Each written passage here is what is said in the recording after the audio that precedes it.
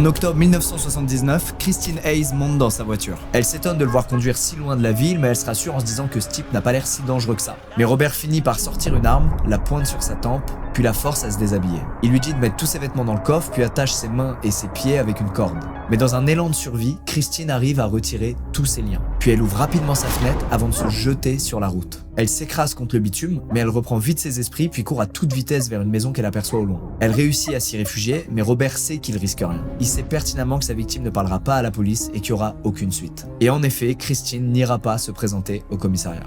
Tout ça lui permet de reconstruire le masque qu'il adopte en société. Celui d'un homme investi dans sa communauté, qui va régulièrement à l'église et qui est ami avec tout le monde. Il continue de briller dans des concours de chasse, les gens adorent sa boulangerie, bref, Robert est un homme qui semble accompli. Et pire encore, il est même félicité par beaucoup de gens pour avoir réussi à se repentir après ses accrocs avec la justice. Personne ne se doute du monstre qu'il est et lui n'a qu'une obsession en tête, se remettre en quête d'une nouvelle victime. En 1980, Robert croise la route de Joan Messina, une femme qu'il rencontre dans un bar et qu'il apprécie. Il lui offre un verre, flirte avec elle et s'amuse avec son chien. En réalité, Joan est à la rue, n'a pas le moindre dollar et galère à survivre. Alors elle se permet de lui demander un peu d'argent pour continuer la soirée et pouvoir passer un peu de bon temps ensemble. Soudainement, il voit Joan non plus comme une humaine, mais comme une proie. Alors il lui fait croire qu'il joue le jeu, il l'emmène dans son pick-up et puis il se met à l'insulter.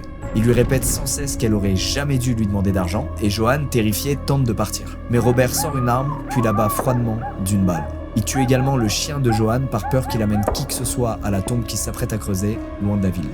Malgré tout, Robert comprend pas pourquoi il fait tout ça. Pourquoi il veut absolument tuer des femmes et pourquoi il y retourne à chaque fois. Il hésite à se confesser à son église, à chercher un médecin pour l'aider ou à en parler à sa femme, mais il sait que ça sonnerait la fin de sa liberté et il refuse que qui que ce soit découvre tout ça. Pourtant, la lumière risque enfin d'être faite à son sujet. Parce qu'en 1980, la police commence à découvrir certains des corps qu'il a enterrés, notamment celui d'Annie, l'une de ses premières victimes. Le corps est dans un tel état de décomposition que la police n'arrive pas à l'identifier. Ils mettent au point ce portrait robot et retrouvent quelques-uns de ses effets personnels dans cette tombe de fortune. Malheureusement, rien à ce stade ne permet encore de les mettre sur la trace de son meurtrier. Et puis un peu plus tard, c'est des chasseurs de la région qui vont tomber sur deux corps. L'un est lacéré de coups de couteau et l'autre est à moitié nu, sans blessure apparente mais complètement gelé. Pour les enquêteurs, pas de doute, il s'agit d'une victime qui a tenté de fuir mais qui est morte à cause de la météo. Face à ces nombreuses découvertes, la police commence enfin à ouvrir tous les dossiers de disparition qui s'empilaient. Ils découvrent que parmi les femmes qui disparaissent régulièrement, beaucoup travaillaient dans des strip clubs ou sont des prostituées à Anchorage. En parallèle, la police mène des recherches de grande envergure dans toute la région pour retrouver d'autres corps et ils en retrouvent plusieurs qui ont toutes la même caractéristique. Ils sont souvent criblés de balles et toujours avec des cartouches de 223. La police arrive donc à connecter tous ces meurtres, ce qui veut dire qu'il y a donc bien un tueur en série qui rôde dans la région. Un tueur capable d'emmener ses victimes loin de tout, puis de les traquer à mort.